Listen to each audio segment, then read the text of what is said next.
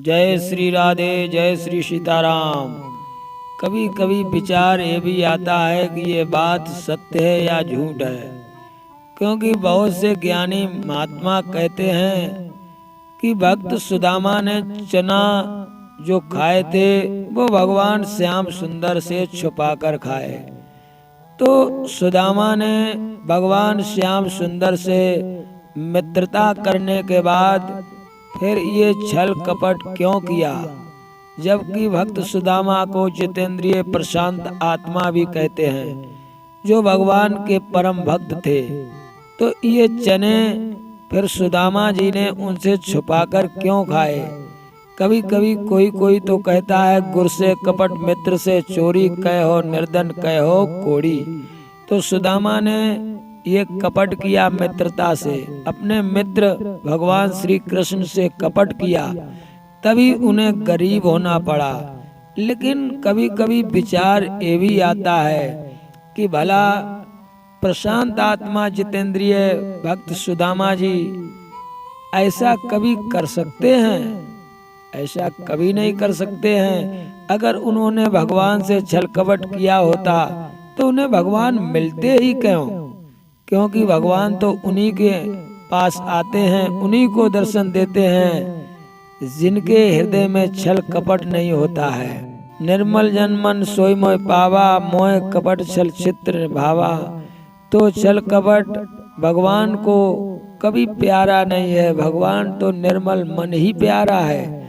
तो सुदामा जी ने जो चने खाए थे वो कहाँ से आए थे और कैसे थे, आइए सुनते हैं बड़ी सुंदर ये कहानी। इस कहानी को सुनने से पहले आप हमारे गुरु ज्ञान दर्पण चैनल को लाइक सब्सक्राइब अवश्य कर लें, क्योंकि इस चैनल के माध्यम से आपको नई नई वीडियो नई नई जानकारी अवश्य सुनने को मिलती रहेगी। तो सुदामा जी ने चने क्यों चुराए, क्यों भगवान से छिपा कर खाए, तो सुनते हैं बड़ी सुंदर कहानी। एक समय क्या हुआ कि एक बूढ़ी माता जी, द्वापर युग की ही बात है, एक बूढ़ी माता जी संदीपन गुरु जी के आश्रम से थोड़ी दूर उनकी कुटिया थी, वहां पर वो रहा करती थी। भाग्यवश माता की आंखें नहीं रही तो वो बेचारी अंधी हो गई। अब जब वो अंधी हो गई तो भोजन तो करना ही करना है, तो वो खेतों में प्रायः निकल जाती थी और चने के खेतों में जा कर के धीरे धीरे टटोल करके चनों को इकट्ठा करती और उन्हीं को ला करके भूंज के इत्यादि उनको खाकर अपना पेट पालना करती थी। एक बार क्या हुआ, उन माता जी ने चनों को इकट्ठा किया।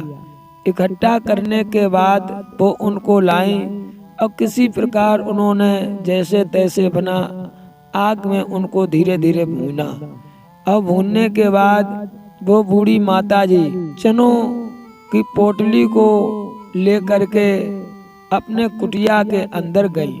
उसी समय उनके कुटिया के पास दो चोर आ गए। चोरों ने देखा, उन्होंने सोचा हमें लग रहा है इस बुढ़िया के पास पोटली में कुछ धन होगा, ये इनको छिपाकर क्यों रखने जा रही है, इसमें जरूर कुछ न कुछ होगा। तो उन्होंने कहा इस पोटली को लिया जाए। अब तो दोनों चोर उस कुटिया के अंदर गए और बूढ़ी माता के हाथों से वो पोटली छीन ली। जब पोटली छीन ली तो बूढ़ी माता जी कहने लगी, बेटा इस पोटली में मेरा कुछ भोजन है, अरे मैं इन्हीं से अपना गुजारा करती हूँ और मेरे पास कुछ खाने के लिए नहीं है, पोटली मुझे दे दो। चोरों ने पोटली को नहीं दिया। अब चोर आगे बढ़े तो उस बूढ़ी माता ने ये श्राप दे दिया कि मैं तुम्हें श्राप देती हूँ कि जो भी इन चनों को खाएगा वो महागरीब हो जाएगा, उसे गरीबी का सामना करना पड़ेगा। ऐसा जब श्राप दे दिया, अब वो चोरों ने सोचा अरे इसमें तो चने हैं, अब क्या करें, और ये हम तुम खाएंगे तो महागरीब हो जाएंगे।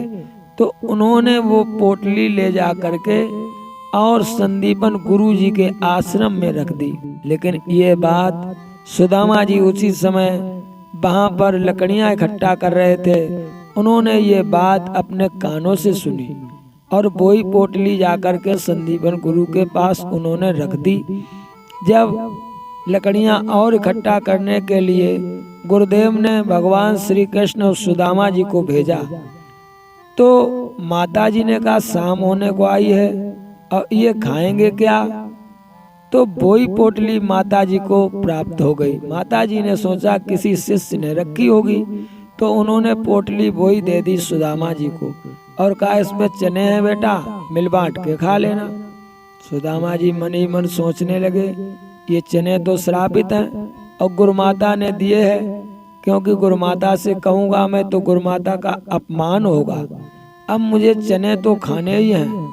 अब सुदामा रास्ते में सोच रहे हैं अगर मैं चने कृष्ण को देता हूँ तो गरीबी आधी आधी हो जाएगी, तो मैं भी गरीब बन जाऊंगा, ये भी गरीब बन जाएंगे, क्योंकि श्राप झूठा नहीं होगा।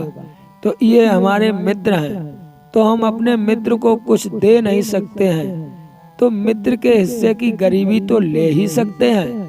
तभी सुदामा ने ये निर्णय कर लिया कुछ भी हो जाए इन चनों को हम कृष्ण को कभी नहीं देंगे। और कृष्ण भगवान के मांगने पर भी सुदामा जी ने वो चने कृष्ण को नहीं दिए और स्वयं खा लिए। तो भगवान श्याम सुंदर मुस्कुराए। उन्होंने भी निर्णय लिया कि हे सुदामा, हे मेरे मित्र, हे मेरे सखा, तुमने हमारी गरीबी अपने हिस्से में ले ली और मुझे नहीं दी, तो जाओ अब की बार हमारी तुम्हारी अगर मुलाकात हुई तो मैं अपनी अमीरी तुम्हारे हिस्से में प्रदान कर दूंगा। ये मेरा भी वादा रहा। ये निर्णय किया भगवान श्याम सुंदर ने। तो यही हुआ कि जब सुदामा जी मिलने गए तो भगवान श्याम सुंदर ने अपनी अमीरी सुदामा जी को प्रदान कर दी और गरीबी दूर कर दी। ये कहानी आपको सुंदर लगी हो तो कमेंट में जय श्री राधे, जय सीताराम अवश्य लिखें। जय श्री राधे।